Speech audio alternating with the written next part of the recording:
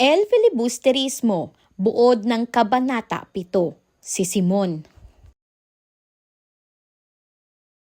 Pauwi na si Basilio nang makarinig siya ng yabag. Nagtago siya sa punong balite nang may liwanag na lumapit. Nang maghubad ng salamin ang lalaki, nakilala niya si Simon. Agad itong nagsimulang maghukay. Naalala ni Basilio ang nangyari 13 taon na ang nakalipas. Ito rin ang lalaking tumulong sa pagsunog sa sugatang lalaki at sa kanyang ina. May lihim siyang natuklasan na gumulo sa kanyang isipan. Hindi niya matiyak kung alin sa dalawang lalaki si Ibarra. Nagpakita si Basilio upang mag-alok ng tulong kay Simon bilang ganti sa utang na loob. Biglang napaunat si Simon na parang tigreng nagulat. Sa halip na tumanggap ng tulong, bumunot siya ng baril at itinutok kay Basilio. Malamig niyang tinanong kung siya ba ay kilala ng binata. Maingat na nagsalita si Basilio. Sinabi niyang si Simon ay isang taong itinuturing na dakila ng marami. Idinagdag niyang ang taong iyon ay pinaniniwalaang patay na at ang kanyang sinapit ay kanyang dinaramdam. Lumapit si Simon at sinabi niyang may lihim siyang maaaring magpahamak sa kanya. Ipinahayag niyang maaari niyang patayin si Basilio at iparatang ito sa mga tulisan sa gubat. Ngunit nakita niyang pareho silang biktima ng kawalan ng katarungan. Sa halip na magpatayan, napagpasyahan nilang magtulungan. Huminto si Simon at nagbuntong hininga. Inamin niyang siya ang lalaking dumating 13 taon na ang nakararaan. May sakit at halos wala ng lakas ang kanyang katawan noon. Dumating siya upang magbigay galang sa isang taong namatay para sa kanya. Isa raw siyang biktima ng isang tiwaling pamahalaan. Ikinwento ni Simon ang kanyang paglalagalag at paghahanda. Bumalik siya upang wasakin ang tiwaling pamahalaan. Uudyakan niya ang kasakiman at kasamaan upang lalong maghirap ang bayan. Handa siyang gumamit ng luha at dugo. Hinatulan na niya ang sarili at ayaw niyang mamatay nang hindi nakikitang gumuho ang sistemang iyon. Nagpatuloy si Simon sa pagsasalita at mariing binatikos ang mga kabataan. Sinabi niyang sila ay kulang pa sa karanasan at madaling magpadala sa damdamin. Naniniwala raw ang mga ito na maaaring pag-isahin ang Pilipinas at Espanya. Humihingi sila ng pantay na karapatan at nais tumulad sa kaugaliang Kastila. Ngunit iginiit ni Simon, sa ganitong pag-iisip ay lalo lamang silang nagiging alipin. Ayon kay Simon, likas na mapupusok at kulang pa sa karanasan ang mga mag-aaral. Inaakala nilang magiging malaya ang mga Pilipino kapag natuto silang magsalita ng Kastila. Ngunit giit niya, hindi iyon ang tunay na kalayaan. Sa halip, lalo lamang silang nagiging alipin ng sistema. Pinabulaanan ni Basilio ang mga sinabi ni Simon. Ayon sa kanya, ang wikang Kastila ang maaaring magbuklod sa Europa at Pilipinas. Naniniwala siyang dito magsisimula ang pagkakapantay-pantay. Ngunit agad itong tinutulan ni Simon. Ayon kay Simon, nagpapaloko lamang ang mga kabataan sa matatamis na salita. Hindi raw nila sinusuri ang tunay na kahulugan at ang kahihinatnan ng kanilang hinihingi. Hindi kailanman magiging wikang pambansa ang Kastila dahil hindi ito wika ng bayan. May sariling wika ang bawat tao tulad ng sariling damdamin at pag-iisip. Tinuligsa ni Simon ang hiling ng mga mag-aaral tungkol sa wikang Kastila. Para sa kanya, hindi wika ang magliligtas sa bayan. Ang mas mahalaga ay ang mag-alay ng buhay para sa isang dakilang layunin. At ang layuning iyon ay ang ikabubuhay ng bayan.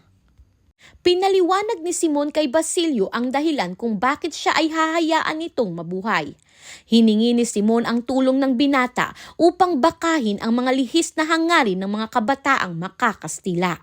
Ayon kay Simon, mas mabuti pa raw kung ipinagkakait sa mga kabataan ang pagkakaroon ng kinatawan. Ano nga ba ang magagawa ng iisang tinig laban sa kapangyarihan ng nakararami? At kung ayaw ituro sa kanila ang wikang Kastila, lalo pa raw itong mabuti. Sa ganitong paraan, mas mapapahalagahan at mapalalakas ang sariling wika ng bayan. Matapos magsalita si Simon, bahagyang nakahinga si Basilio. Nagpaumanhin siya at sinabing hindi siya politiko. Lumagda lamang siya sa panukala dahil inakala niyang may maidudulot itong kabutihan. Ang nais lamang niya ay maglingkod bilang manggagamot at pagalingin ang mga kababayang may sakit. Sa ganitong paraan, mas mapapahalagahan at mapalalakas ang sariling wika ng bayan. Sinabi ni Simon na hindi pa sapat ang paggagamot ni Basilio sa ngayon. Mas malubha raw ang sakit ng bayan kaysa sa sakit ng katawan. Tahimik niyang itinanim ang tanong sa isipan ng binata. Hindi ba't higit na may saysay ang buhay kung ialay sa dakilang layunin? Sumagot si Basilio na pinili niya ang medisina upang maglingkod sa bayan. Naniniwala siyang ang karunungan ay hindi nauubos at siyang susi sa pag-unlad. Darating daw ang panahong wala nang mang-aapi at inaapi. Sa mundong iyon, karunungan na lamang ang mananatili. Napailing si Simon sa sinabi ni Basilio. Aniya, hindi agad na aabot ang kalayaang iyon. Kailangang palayain muna ang tao at minsan ay sa dahas ito nagaganap. Ang kalayaan, sabi niya, ay hindi hinihintay. Ito'y kinukuha kapag kailangan. Napansin ni Simon na hindi natinag si Basilio sa kanyang mga sinabi. Kaya tinanong niya ang binata kung ano ang balak nito upang ipaghiganti ang kanyang ina. Tahimik na sumagot si Basilio na wala na siyang balak maghiganti. Hindi na raw maibabalik ng paghihiganti ang kanyang ina at kapatid. Sinabi ni Simon na may paraan pa upang makatulong si Basilio sa iba. May mga taong maaari niyang iligtas upang hindi nadanasin ang parehong kasawian. Hindi raw palaging kabutihan ang pagpapatawad. May mga pagkakataong ito ang nagbibigay lakas sa patuloy na paniniil. Ipinaalala ni Simon ang mga ginawa ng mga prailes sa kanya noon. Nagtaka si Basilio kung bakit ang inaapi ang siya pa rin kinamumuhian. Tahimik niyang inisip ang tanong na iyon. Sumagot si Simon na likas sa tao ang mamuhi sa umapi sa kanya. Ngunit para kay Basilio, simple lamang ang kanyang hangad. Isang payapang buhay, isang tahanan, asawa at mga anak. Hindi nagustuhan ni Simon ang sinabi ni Basilio. Para sa kanya, ang simpleng pangarap ay nagiging dahilan ng pagkakagapos ng bayan. Kapag payapang buhay lamang ang hangad, nananatili raw ang pagkaalipin. Magbubukang liwayway na nang matapos ang kanilang pag-uusap. Sinabi ni Simon na hindi niya ipinagbabawal kay Basilio ang pagsisiwalat ng lihim. Nagbilin siya na magtungo lamang sa kanyang bahay sa eskolta kung kakailanganin. Naghiwalay silang dalawa at naiwan si Simon na nag-iisip kung nahikayat niya si Basilio. Pagtalakay sa El Filibusterismo, Kabanata 7, si Simon. Sa mga naunang kabanata, inilantad ni Rizal ang anyo ng kapangyarihan, mga opisyal na may titulo, mga seremonyang may awit at ilaw, at mga kautusang sinusunod kahit hindi nauunawaan. Sa Kabanata 7, hindi nagalaw ang sentro. Isip na ang pinapasok. Mula sa tanong na sino ang may kapangyarihan, lumilipat tayo sa tanong na ano ang ginagawa ng kapangyarihan sa pag-iisip ng tao. Sa Kabanata 7, hindi sapat na makita ang pang-aapi. Mas mahalagang maunawaan kung paano ito tinatanggap, tinatanggihan o pinagtatakpan sa loob ng isip. Ang tagpuan at sitwasyon. Tagpuan. Ang gubat ay hindi lamang madilim, ito ay walang gitna, walang sentro, walang simbahan, walang gobyerno, walang saksi. Sa ganitong espasyo, nawawala ang mga papel na ginagampanan ng tao sa lipunan. Hindi estudyante si Basilio rito, hindi alahas at kapangyarihan si Simon. Tao laban sa konsensya, isip laban sa sugat. Ito ang uri ng lugar kung saan lumalabas ang tanong na matagal nang ikinukubli. Pag-usapan natin ang daloy ng pangyayari. Hindi agad galit ang usapan. Nauna ang alaala, nauna ang sakit. Mula sa pagkilala, umusad ang usapan tungo sa paghihiganti, edukasyon at pagbabagong panlipunan. Hindi sila nagtatalo kung may mali sa lipunan. Pareho nilang alam iyon. Ang hindi nila mapagkasunduan, ano ang tamang tugon sa maling sistema. Ang problema ay hindi kakulangan sa kamalayan. Ang problema ay paraan ng pagkilos.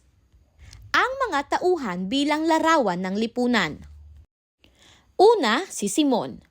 Siya ay kumakatawan sa taong mulat ngunit sugatan, hindi na naniniwala sa dahan-dahan, hindi na umaasa sa mabuting intensyon ng sistema. Para sa kanya, ang lipunan ay hindi na naaayos, kailangan itong gibain. Ang kanyang limitasyon, kapag galit ang naging lente, nawawala ang halaga ng buhay. At ang sumunod ay si Basilio. Sa kabanatang ito, kumakatawan siya sa edukadong anak ng masa. Nakita ang karahasan ngunit ayaw itong ulitin. Umaasa sa kaalaman bilang lunas. Para sa kanya, ang pagbabago ay dapat may hangganan. May prinsipyo, may buhay na inaalagaan. Limitasyon niya, kapag sobrang takot sa kaguluhan, nagiging tahimik ang pagtutol. Hindi kontrabida si Simon. Hindi rin bayani si Basilio. Pareho silang biktima ng sistemang nagtutulak sa tao sa magkabilang sukdulan. Pag-usapan naman natin ang mga simbolismo sa kabanata. Una, ang sugat ni Basilio. Sa literal, ito ay bakas ng karahasan. Sa panlipunan, ito ay alaala ng hustisyang hindi dumating. Ito ang patunay na ang lipunan ay may utang na hindi binabayaran. Pangalawa, ang alok ni Simon. Sa literal, ito ay tulong at plano. Ngunit sa panlipunan, ito ay tukso ng marahas na solusyon kapag nabigo ang batas. Kapag sarado ang pintuan ng katarungan, ang dahas ang kumakatok. Ang pangatlo, ang pagtanggi ni Basilio. Sa literal, ito ay pagtanggi sa paghihiganti. Ngunit sa panlipunan, ito ay paniniwala na may ibang daan. Ngunit ang tanong, may espasyo pa ba ang ibang daan sa bulok na sistema? Ang suliranin ay hindi personal. Ito ay sistematikong nagtutulak sa tao sa pagitan ng takot at galit. Ang pananaw at paninindigan ni Rizal. Hindi sinasabi ni Rizal na mali ang magalit. Ang binabalaan niya ay ang galit na walang direksyon at hangganan. Ipinapakita niya na ang lipunang ayaw makinig, ang pamahalaang bulag sa hinaing, at ang sistemang nagpapanggap na makatao ay lumilikha ng mga Simon. Kapag patuloy mong sinasaktan ang tao, huwag kang magtaka kung balang araw ay sasagot siya. Sa kolonyalismo, hindi laging baril ang sandata. Madalas, paniniwala. Paniniwalang hindi pa kayo handa.